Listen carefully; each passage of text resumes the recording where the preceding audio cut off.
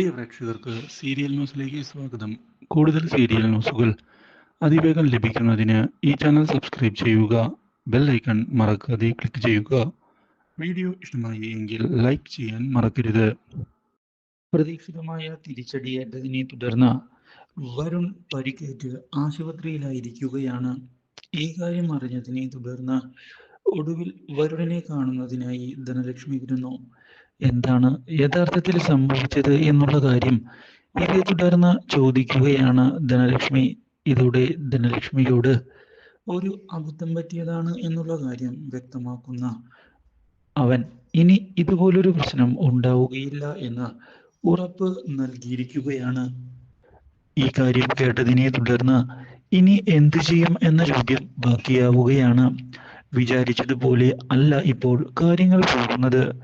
മാത്രവുമല്ല, ഇനി ഹോസ്പിറ്റലിൽ നിന്ന് ഡിസ്ചാർജ് ആകാൻ സമയമെടുക്കും എന്നും അത്ര വലിയ അടിയാണ് ലഭിച്ചിട്ടുള്ളത് എന്നുള്ള കാര്യം ഡോക്ടർമാർ പറയുകയും ചെയ്തിരിക്കുകയാണ്.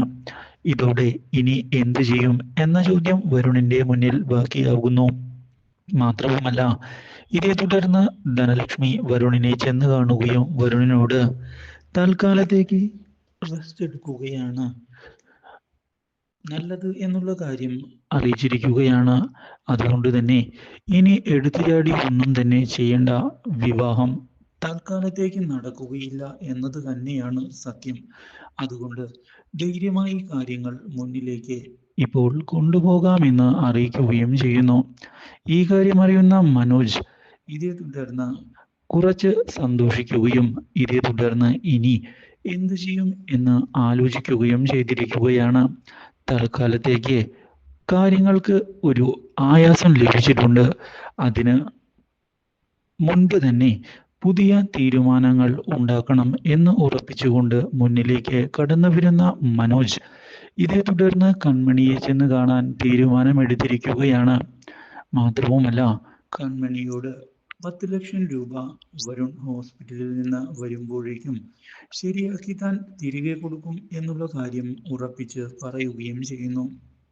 ഈ കാര്യം കേട്ടതിനെ തുടർന്ന് വളരെയധികം സന്തോഷം ആയിരിക്കുകയാണ് കൺമണിക്ക്. പക്ഷേ ഇതേ സമയമാകട്ടെ കൺമണിക്ക് മോതിരം അണിയിച്ച് നൽകിയതിനെ തുടർന്ന് കൺമണിയുടെ പ്രതീക്ഷകൾ ഉയർന്നുകൊണ്ട് വരികയാണ്. മാത്രവുമല്ല, ഇനി എന്തു ചെയ്യും എന്ന ചോദ്യം മുൻപിൽ ബാക്കിയാവുകയും ചെയ്തതിനെ തുടർന്ന് കൺമണി ആകെ പതറിപ്പോകുന്നു. കൃഷ് തന്നെ സ്നേഹിക്കുന്നുണ്ടോ, അതോ ഇതെല്ലാം തന്റെ തെറ്റിദ്ധാരണയാണോ എന്നുള്ള ചോദ്യത്തിന് മുന്നിൽ ഒരു ഉത്തരം ലഭിക്കാത്ത അവസ്ഥയിൽ വന്ന് നിൽക്കുകയാണ് ഇപ്പോൾ അവൾ.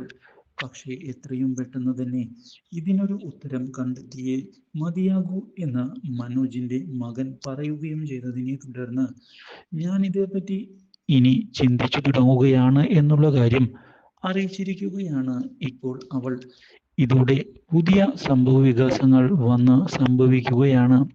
എന്നാൽ ഇതേ സമയം പുതിയ മാറ്റങ്ങളുമായി കൃഷും മുന്നിലേക്ക് പോകുന്നു.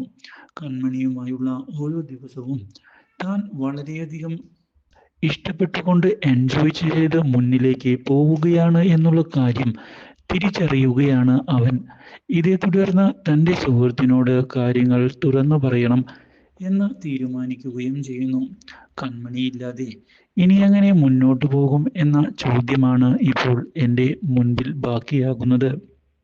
അവൾ എൻ്റെ ജീവിതത്തിൻ്റെ ഭാഗമായി കഴിഞ്ഞു എന്നുള്ള തോന്നലും എനിക്കിപ്പോൾ ഉണ്ടാകുന്നുണ്ട് എന്നുള്ള കാര്യം അറിയിച്ചിരിക്കുകയാണ് ഇപ്പോൾ കൃഷ്. ഇതോടെ കാര്യങ്ങൾ കൈവിട്ടു പോകുമോ എന്നുള്ള ചോദ്യവും ബാക്കിയാകുന്നു. ഇതേ തുടർന്നാണ് വീട്ടിലേക്ക് തിരികെ സാഗറും ഭാര്യയും എത്തുന്നത്. ഇതോടെ കൺമണി ഇനി തിരികെ പോകാമെന്ന് സുജ പറയുകയും ചെയ്യുന്നു. ഈ കാര്യം അറിയുന്നത് ഞെട്ടിച്ചു കളഞ്ഞിരിക്കുകയാണ് കൺമണിയെ. നല്ലൊരു നാളുകളായിരുന്നു എൻ്റെ ജീവിതത്തിൽ ഇത്രയും ദിവസമുണ്ടായിരുന്നത്, അത് അവസാനിക്കുകയാണ് എന്നുള്ള കാര്യം അറിഞ്ഞതിനെ തുടർന്ന് കൺമണിക്ക് വിഷമമാകുന്നു. പക്ഷേ കാര്യങ്ങൾ കണ്ട് മനസ്സിലാക്കി വേണം മുന്നിലേക്ക് പോകാനെന്ന് ഉറപ്പിച്ചുകൊണ്ട് മുന്നിലേക്ക് പോവുകയാണ് കൺമണി.